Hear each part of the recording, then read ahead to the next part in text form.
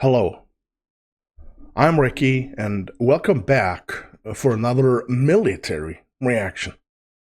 It's bound to go back and do some really cool military reactions and actually learn things about our history as human beings. The people on the good side, if you know what I mean. If you do enjoy the content you're currently watching, don't forget to smack the like and, of course, hit that subscribe. I would greatly appreciate that. Small thing for you, huge for me. So please, consider.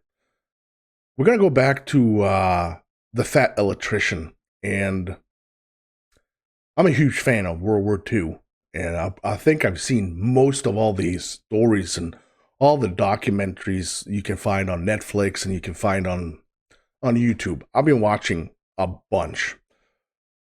Over at Fat Electrician, I actually found something that caught my eye almost immediately. It was a Battle of Bataan. Bataan is somewhere in the Indonesia, or at least it's somewhere in the Pacific, if I'm not completely mistaken. Indonesia, something like that. The Ghost of Bataan, Arthur Vermuth, or Muramuth. I'm probably butchering that name. One-man army with 116 kills. So we got to learn about that, right? If you haven't checked out Fat Electrician yet, I strongly advise you to do so. You find the link for the Fat Electrician channel and for this video we're going to watch located on the bottom of my description. Go there and give them the support that they so much deserve. A big thank you to my channel members and my patrons. You guys rock. Thank you. Shout out to the Supreme Tier donators over by Patreon and, of course, channel membership. Thank you. Thank you. Personal shout outs to the ultimate supporters: Deja, Walt, Dwayne, Dana, Troy, Zara, Robert, Matt, Lon, and Barbara. That is the best list ever. I had to turn down the light a bit because I look like I've been dead for 14 years. So now, Fat Electrician coming up. I'll crank up the volume here. If you were to ask me to name one person off the top of my head that should have been awarded the Medal of Honor but wasn't, it would be a toss-up between Jake McNasty McNeese and this guy. Today we're talking about the one-man army, Arthur Wehrmuth, or as the Imperial Japanese Army referred to him, the Ghost of Bataan. This video is brought to you by Operation Good Boy. It's an online subscription service that every month will send you and your dog a care package. This month, me and Mushu got a first aid kit for when we go on walks, a water bottle for when we go on walks, some dog poop picker-upper bags, some daily supplements for him, and a couple bags of his favorite treats, TREs, treats ready to eat. Right, Mushu? Good job. See? Mushu approves. If you're not really into online subscription boxes, you can also buy the treats, the supplements, or the gear individually over at OperationGoodBoy.com, and regardless of what you get, you're going to get 15% off when you use the discount code QUACK15. So go check them out. Thanks. Let's get back to the video. All right. QUACK15. There's one thing I really love about that, because that is one of the best sponsorship you can have. All right, important background info. December 7th, 1941, Japan attacks America at Pearl Harbor. Okay, everybody knows what Pearl Harbor is, but what most people don't realize is that while Japan was attacking America, they were also simultaneously launching attacks on pretty much every other nation. And I'm going to be completely honest with you. I think if I dig deep down my brain here to find what do I know about Bataan, it says to me that the Japanese actually slaughtered and killed a lot of Americans. This is what it says to me. I don't know if it's correct. I feel like it's something like that. I guess we're going to find out. Island in the Pacific. Hong Kong, Wake Island, Guam, Malaya, Singapore, Thailand, all of these nations and islands would fall to the Japanese within 3 months. All of them except for one. The Philippines. If you don't know, at this point in time, the Philippines is actually a territory under the United States of America, who it is. I said Indonesia, but of course, Philippines. assumed control of the Philippines from Spain after the Spanish-American War in 1898. Because of that, there was already 22,000 soldiers there. Now, don't get me wrong, they weren't expecting to get attacked. The majority of these soldiers, 12,000 of them, are non-combat related jobs or they're Filipino reservists. But that other 10,000 was the Philippine Scouts. And I cannot stress to you enough that these guys are absolute gangsters. They were founded in 1901 by the US Army. It is essentially Filipino and Filipino-American soldiers being led by American officers, and they are experts in guerrilla, anti-guerrilla, and jungle warfare. These are the guys that fought the Tan Sung rebels during the Moro Rebellion. They are literally the men that America's patron saint of hole punching, John Moses Browning, created the Colt 45 1911 for. They are the direct predecessor of the Philippines' current special forces, the Scout Rangers, and they are probably some of, if not the last people on the planet that you want to fight in the jungle. And one of the American officers leading these men is none other than Arthur Wehrmuth, son of a World War I veteran that grew up in Chicago. For high school, he would attend Northwestern Military Academy, and after graduating from there, he would be denied by West Point because the only thing he excelled at in life was football and winning fistfights. His football coach said that defensively he was a tough man to get through, and offensively many points were scored through holes that he opened. Despite being rejected by West Point, he still wanted to be a military officer, so he would go to college at Loyola University in Chicago, where he would join the ROTC program and get his bachelor's degree in bacteriology, which would later become known as microbiology. So after graduating from college and receiving his commission as a military officer, he would write the United States War Department requesting to get put on active duty. He would get accepted and sent over to the Philippines, where he would arrive in January of 1941 to train with the Philippine Scouts. Fast forward 11 months later, the Japanese show up and they attack. Filipino and American forces are not ready. They are outmanned, outgunned in every conceivable way. At this point, leadership decides their best bet is to pool all of their resources and have everybody move to the Bataan Peninsula. They are essentially going to back themselves into a corner, draw one line in the sand, and desperately try to hold that line long enough for American reinforcements to show up. It's not a great plan, but it's pretty much the only thing they can do. And if that wasn't bad enough, there's actually a problem with that. The Japanese are advancing so fast that they're going to be able to cut off the route to Bataan before everybody can actually make it there. So now Arthur Wehrmuth and the rest of the 57th Infantry Regiment are going to have to go and fight the Japanese on the front line, desperately trying to hold them off long enough for all the other people to retreat. Like I said, I remember it was completely, extremely bloody, extremely nasty, extremely violent in Bataan. Wainwright gives them the order to dig in and hold, and that's exactly what Arthur and his men do. At this point, Arthur is in command of Delta Company of the 57th Infantry Regiment, which is roughly 150 Philippine scouts, and for the next 2 weeks, they go toe-to-toe with the Japanese army, desperately trying to hold them off long enough for everybody else to retreat. This was how Arthur and his men would spend Christmas of 1941, dealing heavy losses to the enemy, but by New Year's, they had faced the same thing and endured heavy losses themselves. By the first week of January 1942, Arthur's 150 men had dwindled down to just 37. At this point, it became clear that they were not going to be able to hold the front line, at which point they were ordered to retreat back to Bataan. But Arthur had a plan to slow down the Japanese even further. Arthur volunteers to sneak back into a city that recently fell to the Japanese by himself, because in that city there's a wooden bridge, and that wooden bridge is going to prove vital for the Japanese to quickly move troops further inland. And if Arthur can get rid of it, it is going to severely hamper their ability to do so. So Arthur is going to sneak into this city by himself with demo charges, his Thompson submachine gun, and 2 5-gallon jugs of gasoline.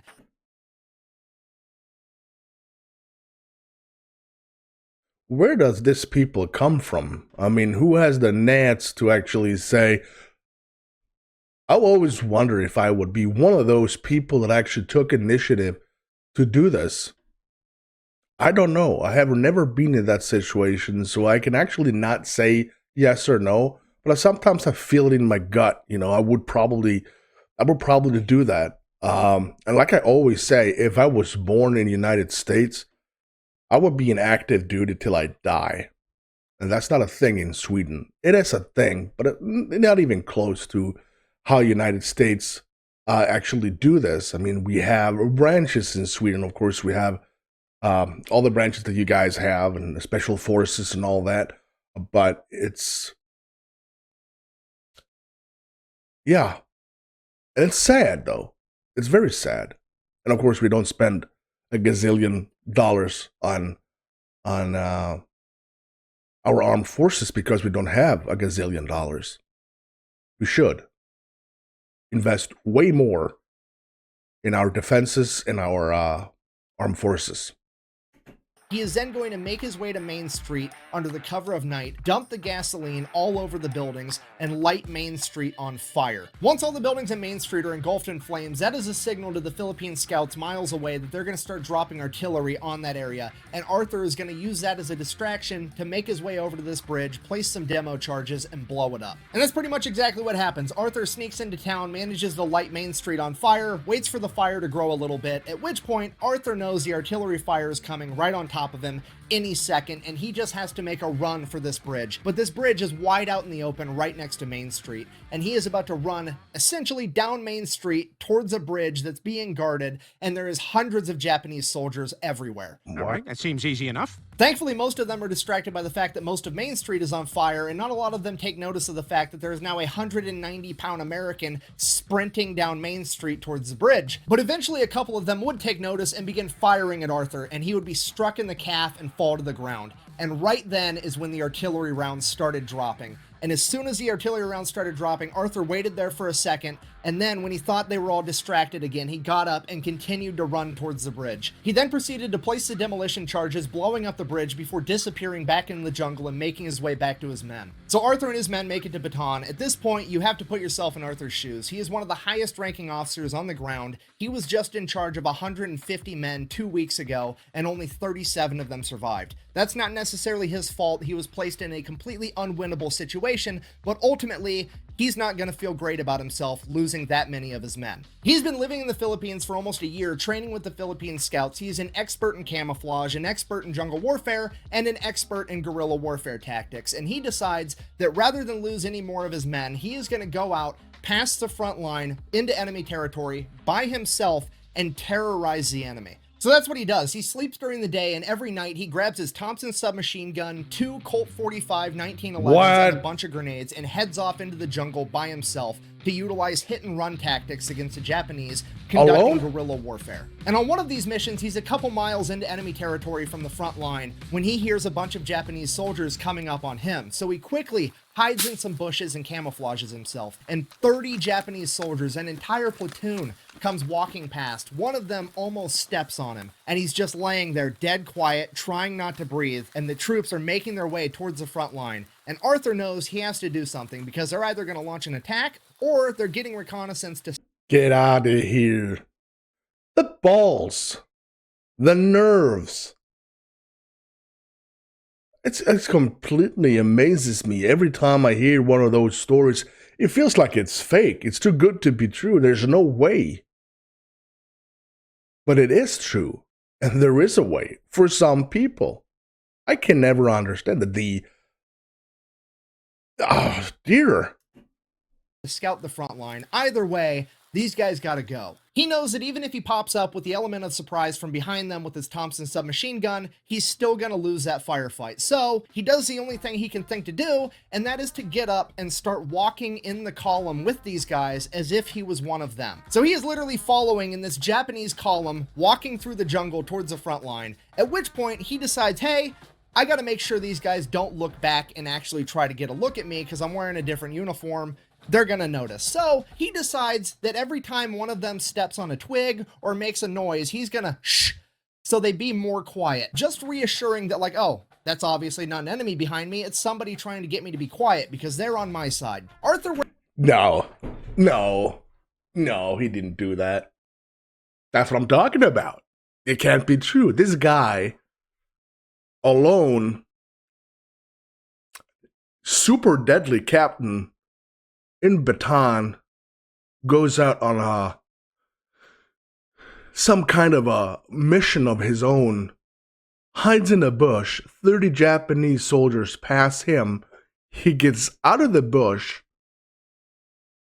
walks behind them in the column, because these guys are actually going to kill or engaging battle with his buddies.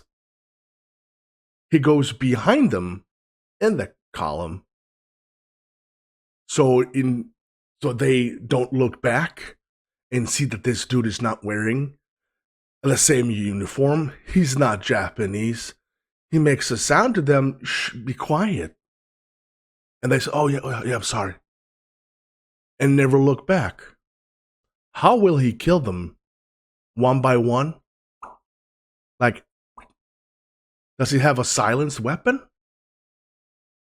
Does he go behind and...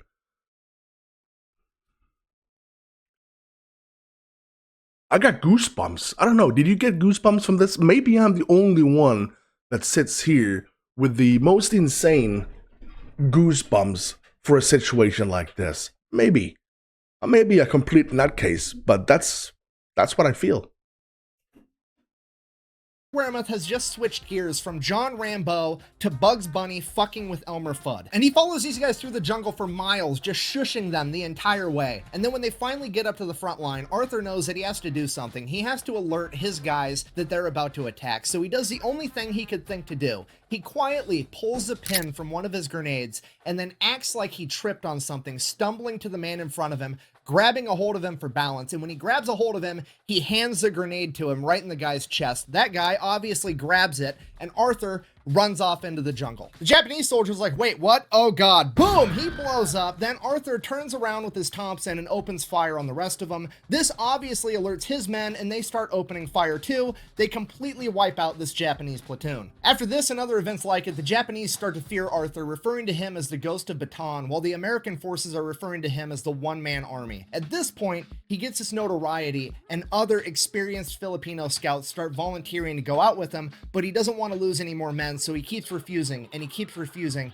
And finally, there's one brave Filipino scout that he can't refuse because this guy will kick his ass. His name is Sergeant Crispin Jacob, aka Jock. He is described as being 6'4", 220 pounds, and Arthur Weremuth himself said that he is half Filipino, half Oriental giant. And he begins going out on these missions with Arthur, and time after time, Jock manages to save Captain Weremuth's life. At some point, it becomes apparent that the Japanese are intercepting frontline communications, but here's the thing, these communications aren't done over radio, they can't just be intercepted wirelessly. These are hardwired communications with a physical wire just strung out on the ground. What? This means that somewhere along that wire, the Japanese have tapped into it physically, and Arthur Weremuth and Jock are sent out at night to investigate. So they're tracing this wire down all night long, just following this wire, and at some point in the darkness, they lose track of it. So they're trying to re-find where the wire went, they're looking. Arthur gets his legs tangled up in a vine and he falls down. No big deal, he pulls out his knife, goes to cut the vine. Oh shit, wait, hold on, this is the wire. At which point he looks over to yell at Jock like, hey, I found it, and he looks,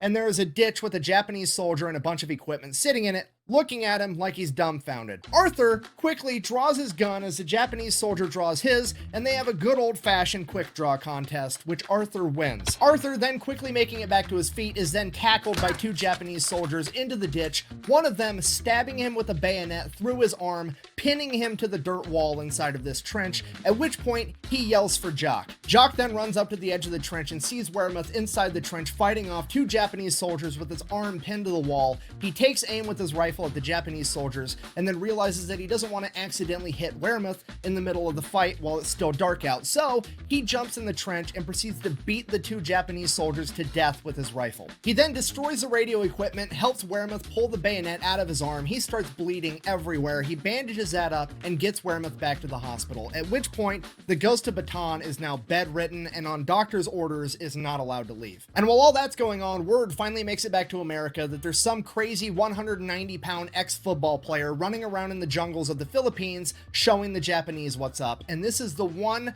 shining piece of good news that America clings on to in the days after Pearl Harbor. Arthur Weremuth unknowingly becomes an overnight celebrity in America. He is taking up all the headlines. They are making comic books about him and his partner Jock. He is inside of bubblegum packets telling the story. Ex-football star is a death to Japs. I love that. And he doesn't have a clue about this, right? Arthur doesn't have a clue that he is currently a national celebrity kicking some serious butt in Bataan, Philippines. It's incredible. I want to taste that gum so bad. Of them finding the tap in the communication line. Look Arthur at that. Weymouth is now one of the first main characters in World War II fighting for America, and he is vital for overall American morale. And just like a main character, he decides that he's not going to stay bedridden. He violates doctor's orders, checks himself out of the hospital, and gets back in the fight. At this point, the Japanese have flooded the entire surrounding area with snipers that are picking off American and Filipino soldiers day and night, and Arthur Weymouth has to be the man that does something about it. But considering that there's so many of them and that Jock just saved his life, he comes to the conclusion that having some friends around isn't exactly a bad idea. No. So he starts taking volunteers to join his special anti-sniper unit, and 84 of the meanest, most experienced Philippine scouts volunteered. Not only were these guys counter-sniping the snipers, there was also how many? Did I hear right? Considering that there's so many of them and that Jock just saved his life, he comes to the conclusion that having some friends around isn't exactly a bad idea. So he starts taking volunteers to join his special anti-sniper unit, and 84 of the meanest, most experienced Philippine scouts volunteered. 84? Not only were these guys counter-sniping the snipers, there was also a bunch of them out in the jungle, camouflaged and hidden, waiting for the sniper to fire so they knew where he was, and then they were going to come at him with machetes and Colt 45s. Throughout February and March of 1942, Arthur Weymouth, Jock, and their anti-sniper unit were credited with taking out 500 Japanese soldiers, and this is considered to be a very conservative estimate. Then in late March... And so there probably is more. But he had 37 under his command. Are we talking about pure Americans? Because I'm trying to understand. Okay, he got 84. Did he recruit outside? Or because I'm trying to figure that out. Because he said that there was only 37 left. And he shouldn't, probably in complete mega pain mentally because he lost so many. All of a sudden, he can just scrounge up like 84. I don't get that. March, command would ask for volunteers to do a nearly impossible mission of recapturing the high point of Mount Phuket. At which point, Arthur immediately volunteered and then asked his men who of them would also like to volunteer, and they all did. Arthur and his men then set off to try to complete this nearly impossible mission. It is a 36-hour hike through enemy territory just to get to the objective. Along that 36-hour hike, they are credited with taking out an additional 65 Japanese soldiers. Then upon reaching Mount Phuket, they would launch an attack, and it would fail. Arthur would lose over half of his men. Having failed to take the high ground at Mount Phuket, Arthur and his surviving men would retreat back to Bataan. Along the way, they would get ambushed by a machine gun position, and Arthur would be struck in the chest with machine gun fire. Arthur would then wake up in a field hospital back at Bataan, where he was informed that the bullet went through his rib into his lung, and he was now battling an infection. I would assume they didn't have antibiotics to give him, because at this point, Bataan was in rough shape. They were down to half rations, and they were running out of every supply imaginable. Desperately trying to hold out long enough to get resupplied and reinforced. Arthur would remain in the hospital for 10 days, and every single day that passed, it became more and more apparent that they were losing and Japan was going to win. At this point, Arthur, against doctor's orders, with pus oozing from his chest, still battling an infection, would don his gear and go back out with his men one last time. Arthur and his anti-sniper unit desperately tried to hold the line against the Japanese, but due to sheer overwhelming numbers, they were beaten back over and over again, and during one of their retreats on April 9th, Arthur would slip down the side of a cliff, smacking his head on a rock, rendered unconscious. He would again wake up in the hospital, but this time when he awoke, he would come to find out that the Japanese had completely taken over Bataan, the Americans had been forced to surrender, and General MacArthur had fled to Australia. This is absolutely the worst possible outcome because the Imperial Japanese believe that if you surrender in battle, you lose your honor, and if you lose your honor, you are no longer human. You are so... That's the problem. I mean, you can just... the Geneva Convention says you can't do that. The Japanese didn't care about the Geneva Convention. And that's why they always killed themselves, because getting caught or giving up was never an option for them. So if you gave up and surrendered, they saw you as shit, dirt, pathetic, non-human. And being in one of those prisons, the POW camps, that was managed by the Japanese, was probably as close as hell you can actually come to, because they didn't care. They shot you, they beat you, they put you in dark holes with no food, no water. So this is probably one of the worst spots you can be in during the Second World War. POW camps hosted by Japanese. Subhuman and no longer eligible for human rights, which gives them the justification to treat you however they want. Arthur Wehrmuth is bedridden, having been shot in the leg, stabbed in the arm with a bayonet, shot in the chest, concussed, and battling an infection, and he is probably one of the luckiest men there. Because pretty much everybody else is forced to participate in the Bataan Death March, and I don't really want to get too far into what that is and what happened, but suffice it to say, over 30% of everybody else is going to die in captivity as a prisoner of war.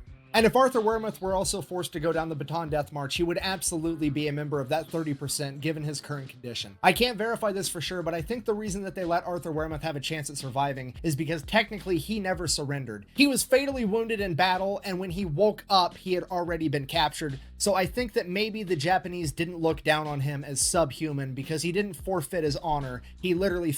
But he was actually an officer, and they had different treatment. Even if you did surrender, if you were an officer, you still had a slightly different treatment. It was still completely horrible, but if you compare it to the regulars, it was pretty much so better. But technically, as he says, Arthur never surrendered. He was really in bad condition, and he was actually taken while more or less being unconscious, so technically, he didn't surrender. He fought until he lost consciousness, and by sheer luck, he survived and woke up in captivity. After making his recovery, now Major Wehrmuth would find himself being the highest-ranking military officer around, making him the leader of the few remaining Americans that were lucky enough to escape the Bataan Death March, and for the next year, they are used as forced labor to build Japanese airstrips. One of the Americans under the command of Arthur was a man by the name of Elliot Smesler, who later on in life would write a book of memoirs about his time as a prisoner of war under the Japanese. In that book, he wrote this, quote, "The first year of my captivity, I worked on building an airfield for the Japanese. Life wasn't bad because they were afraid of the major in charge. His name was Major Wehrmuth, and the Japanese called him Wehrmuth the Lion." Now, I think this is actually further evidence that the Japanese don't believe that he actually surrendered and didn't lose his honor in battle. Wow. Because they're still scared of him despite the fact that he is their prisoner. And he definitely didn't surrender because while Arthur and the men under his command did build the airstrip, they knew exactly who he was. He was actually the Ghost of Bataan, and they knew that. And he was actually treated with respect. Wehrmuth the Lion. More goosebumps coming up. they were told to build, they sabotaged it so that the concrete would buckle underneath the weight of Japanese heavy bombers, not only damaging the airstrip, but the bombers as well. Yeah, despite being a POW for over a year, Arthur and the men under his command are still finding a way to slow down the Japanese military. Because of this, Arthur and the men under his command are sent to live on a hell ship known as the Oryoku Maru, which, if you don't know, a hell ship is essentially a POW camp on a boat, and they are infamous for their horrific living conditions. The only thing worse than being a starving POW is being a starving POW on a boat with no shade while you're seasick. I never heard of this. Then on January 9th, 1945, the USS Hornet, an American aircraft carrier, would mistake the hell ship for a troop transport and bomb it. This bombing would kill over 250 Americans instantly, wounding and injuring almost every other American on board, including Arthur Wehrmuth. Despite having his wounds go untreated while starving to death, Arthur still somehow managed to survive, making it to Japan to be inside of a POW camp there, where he would later be freed after Japan surrendered. When Arthur Wehrmuth shipped off from America to the Philippines in 1941, he weighed 190 pounds. When he finally got to return home to America after World War II, he weighed only 105. He would then be awarded 4 Purple Hearts, the Silver Star, and the Distinguished Service Cross. He is credited with 116 kills and will go down in history as the one-man army of Bataan. Despite this, he credited his men, saying that 90% of what he was able to accomplish was due to the Philippine Scouts and that they were the best soldiers in the world. So, in conclusion, the fall of Wake Island and the Philippines are considered to be some of the first losses dealt to America during World War II. But in many ways, they are also some of the first victories, as stories of heroes like that of Hank Elrod and the Marines of Wake Island, and Arthur Wehrmuth and his Philippine scouts reached the rest of the world. It would become clear to America that this war was winnable, and it would become clear to Japan that they had a lot bigger fight on their hands than they ever anticipated. Thank you for watching. Best way to support the channel is go check out thefatelectrician.com. Quack bang, out. Yes, and again, I will never even imagine that this type of people did exist, and they probably are really existing today in the battlefields all across the world. No matter if you're a good guy or a bad guy, some have the balls of steel. They can actually go do this. Luckily, I feel like it's more good people than bad people that actually goes this length for good. Another extremely good video for me. I loved every second of it. Now I know more or less everything about, first of all, Bataan, but especially Arthur Wehrmuth and the shit he did. He lost like 85 pounds.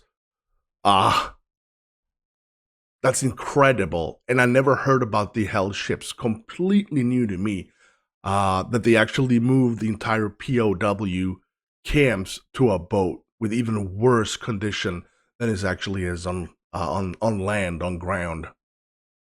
Remarkable. I just got educated. I love that. Let me know if you did get educated as well. I would love to hear that. Use the comment section for that. And don't forget, if you haven't checked out Fat Electrician yet, please do. One of the best channels on YouTube. Thank you so much for watching. I'm Recky. You stay safe.